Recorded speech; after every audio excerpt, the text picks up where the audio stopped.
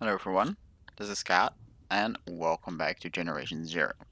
And today I'll be teaching you guys how to deal with tough opponents such as tanks and harvesters. And for that, I first want to tell you guys about one little something. For a player, I have to check where it is. Here it is, Collectibles.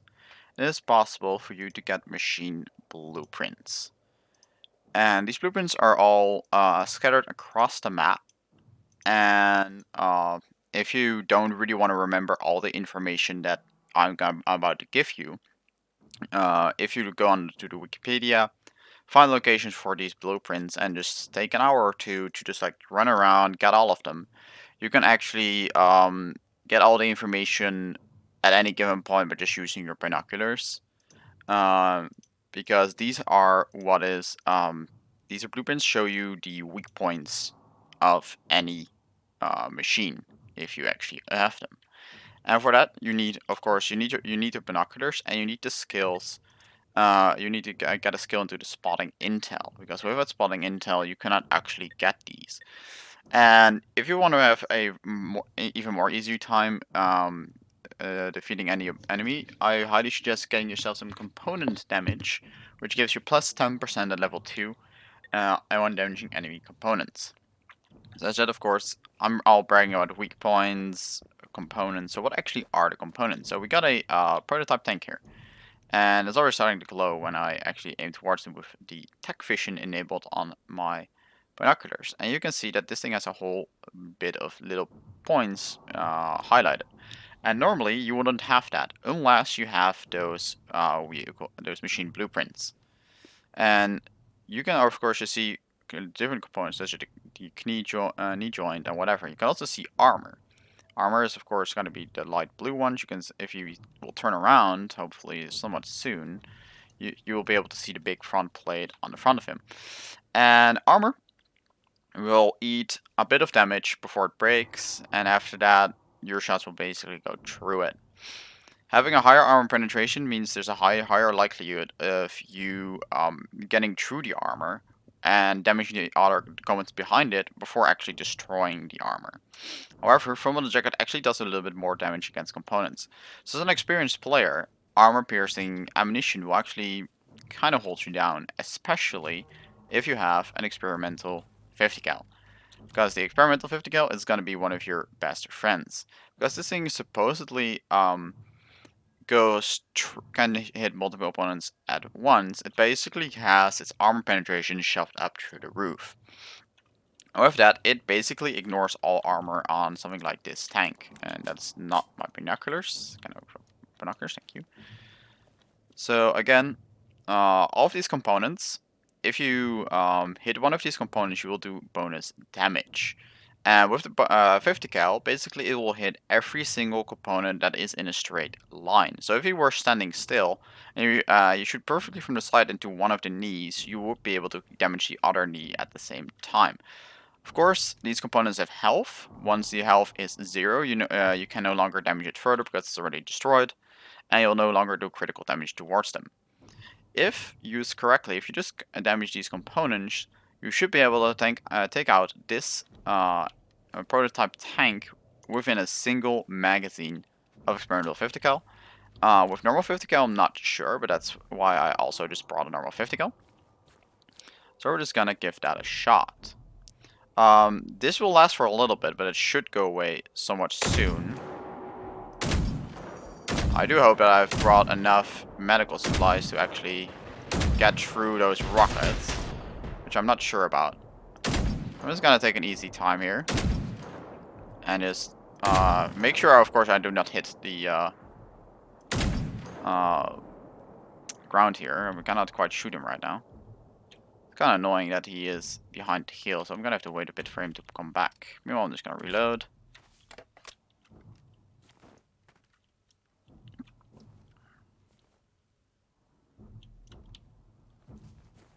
I might as well just go around the hill here for him. It seems to be losing aggro already.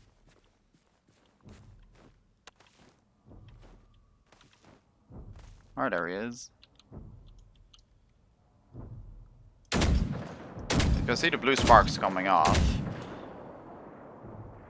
Let's try to do that again. There you see, the blue sparks means that you're hitting a component. That's where you do critical damage. If you hit yellow sparks, that means you're hitting armor. Here we go, there. We have one component destroyed right now. It is being quite passive, which actually makes it easier for me to show things off. Aim is not the best today, but of course he's always just bouncing up and down, so that doesn't make things much easier.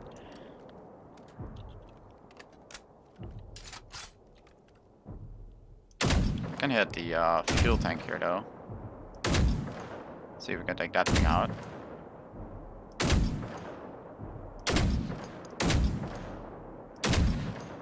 There we go. And now we're just gonna expect him with the binoculars. He has lost 50% health, and you can see a lot of these components are like 88% health. Shoulder joint here is 88% health. So I hit him a few times, but not consistently enough for him to damage him. So that means I'm gonna have to up my aim a little bit.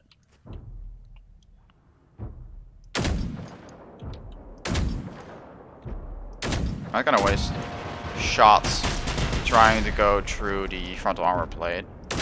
I can keep... Oh, there goes the machine gun. My aim is absolute trash today. I have to admit that. So I'll apologize for that. So, I'm trying to just hit him whenever he's standing still here. And he's already getting behind the hill.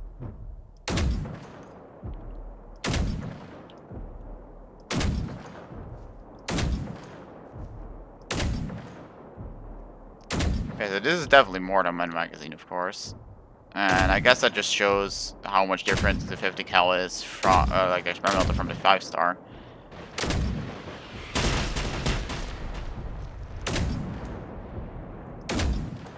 Okay, there goes another component.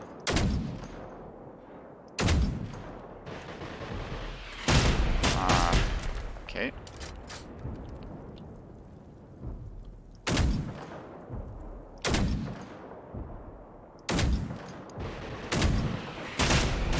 Of course, just taking a quick sprint sideways and then jumping is the quickest way to evade those rockets. Machine guns is actually more annoying.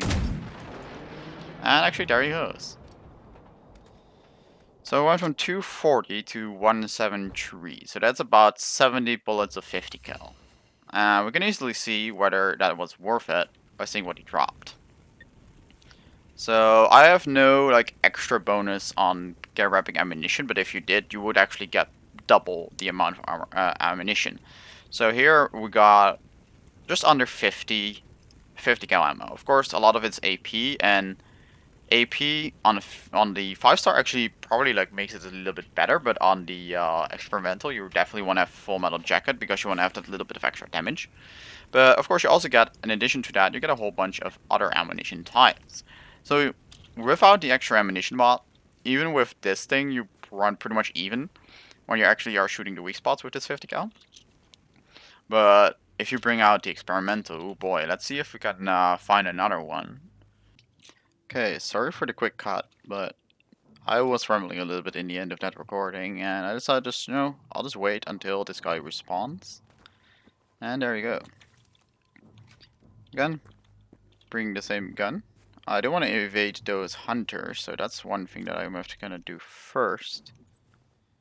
Even though they're just prototypes, I don't feel like having them involved in the fight. So we're just gonna run around towards this side. And then we're gonna prepare to engage our prototype tank once again. So, well, we are gonna use the experimental 50 cal instead of the 5-star. And let's see how much of a difference we can get out of that. Of course, this thing does have a full vision module, but I'm not going to be using it. I'm only just going to go for a scoping, and you're going to see actually, because this thing actually has a vision module, it actually does disappear. So that's actually one thing that makes it a little bit difficult for you to actually like maintain the deck view on it. Huh. Okay, there we go. It's back now. But I grab my gun, and it disappears. So that's what I was referring. I think now I actually want to test this. Does the full vision module on here, is that the reason why it goes away? Why are you still following me? You don't have aggro on me, do you? You don't.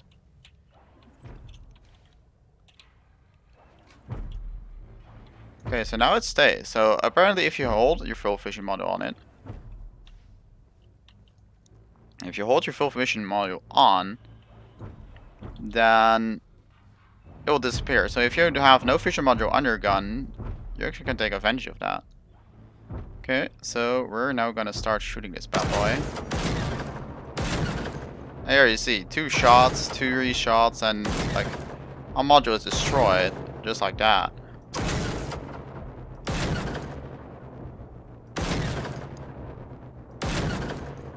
One shot on that one.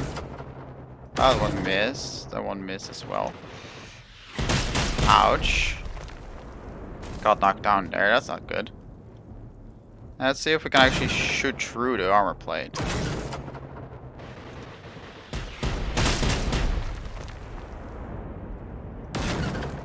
That was a missed shot.